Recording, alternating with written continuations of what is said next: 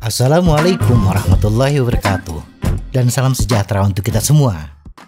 Bersepeda bukan hanya untuk anak-anak, anak muda, atau pembalap saja. Bersepeda juga merupakan olahraga yang bagus untuk orang tua. Bersepeda adalah aktivitas yang bisa kita sesuaikan tingkat intensitasnya. Mau berolahraga dengan intensitas tinggi bisa, pelan-pelan pun juga oke. Semuanya terserah kita. Apalagi dengan kehadiran sepeda listrik, ini sangat membantu bagi kalangan yang sudah berumur untuk tetap aktif dan yang terpenting bisa bersosialisasi. Dengan sepeda listrik, kita tidak perlu sangat bugar untuk bersepeda ke medan yang berat, seperti tanjakan, jalan berbatu, atau membawa perbekalan yang banyak sekalipun. Semakin jauh kita bersepeda, semakin banyak lingkungan yang unik yang bisa kita nikmati, tanpa harus ketakutan kecapean ketika pulangnya. Dan ini akan meningkatkan kesehatan jasmani dan rohani kita. Tetapi tidak harus sepeda listrik. Sepeda tanpa bantuan mesin pun tetap bisa mendukung aktivitas goes kita. Mungkin tak sedikit di antara pesepeda yang dari mudanya hingga menjelang usia lanjut tetap menggunakan sepeda gunung atau road bike kesayangannya tanpa kendala. Tetapi tidak dapat dipungkiri, khususnya bagi kita yang sudah memasuki usia 50 tahun ke atas, banyak kendala yang kita hadapi. Oleh karena itu, ketika memilih sepeda, ada baiknya kita mempertimbangkan kendala-kendala tersebut, agar aktivitas bersepeda kita tetap nyaman, aman, dan sehat.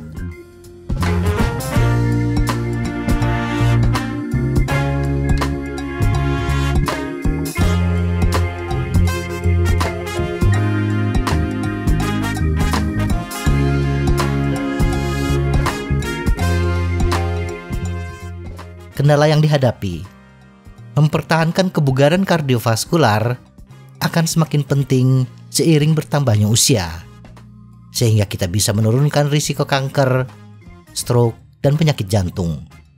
Di samping itu, metabolisme tubuh juga mulai menurun karena terjadinya penurunan pergerakan usus yang sangat kita perlukan dalam mencerna makanan.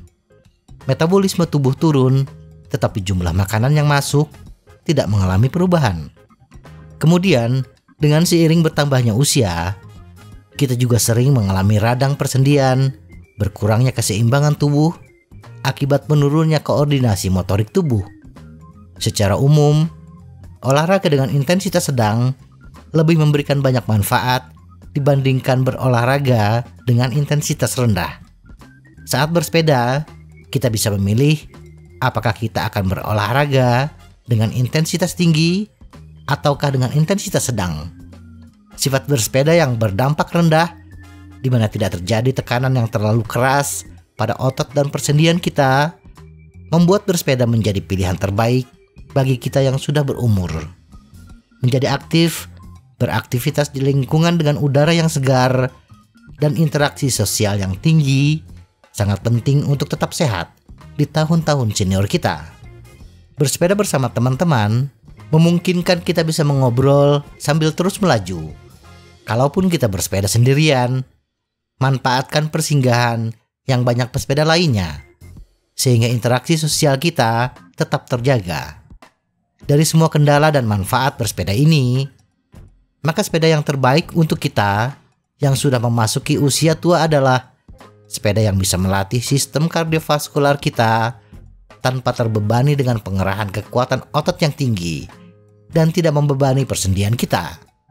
Di samping itu, kita juga harus memprioritaskan sepeda yang sestabil mungkin.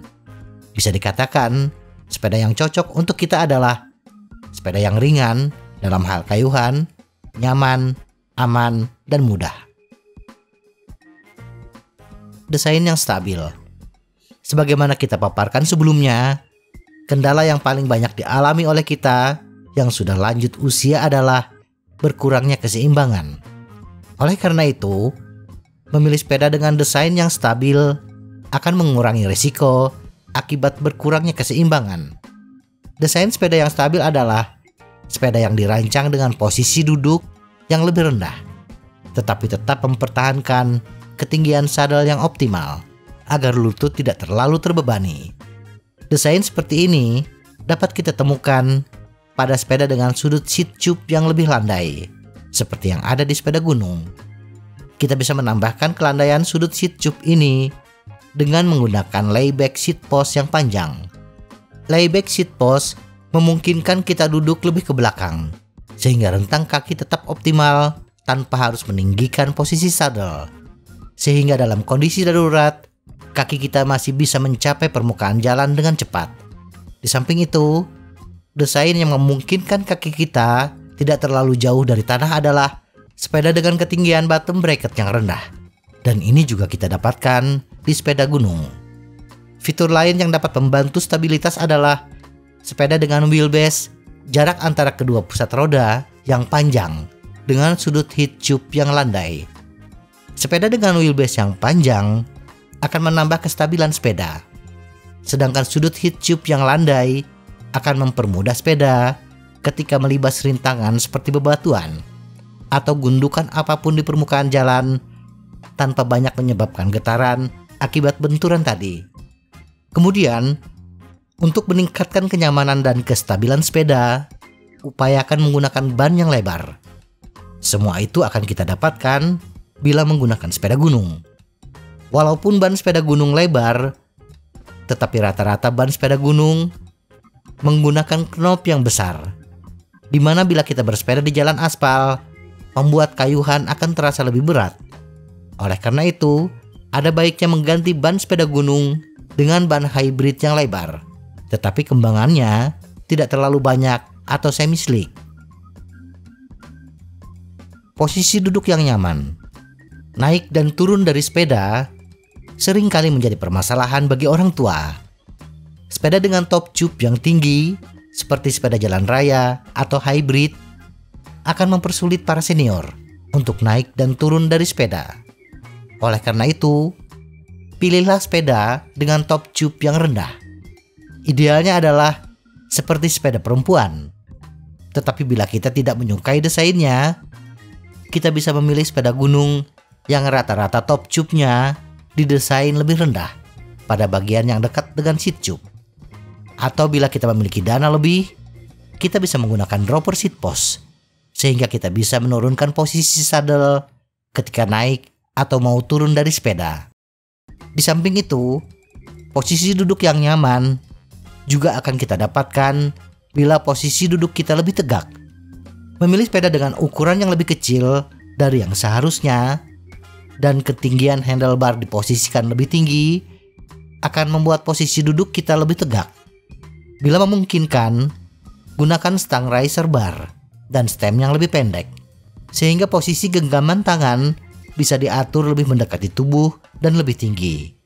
Tetapi posisi duduk yang lebih tegak ini membuat bokong kita akan cepat panas.